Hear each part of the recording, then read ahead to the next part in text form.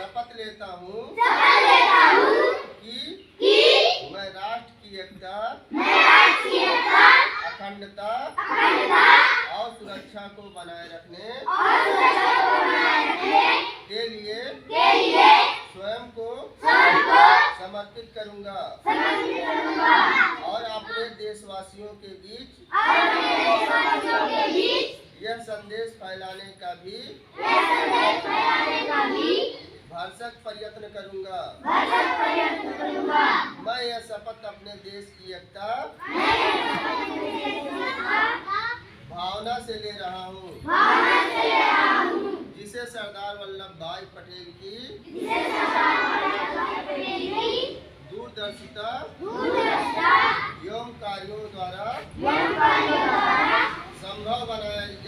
संभव बनाया जा सका। मैं अपने देश की आंतरिक सुरक्षा सुनिश्चित करने के लिए योगदान करने का भी सत्यनिष्ठा से संकल्प करता हूँ। जय हिंद, जय भारत।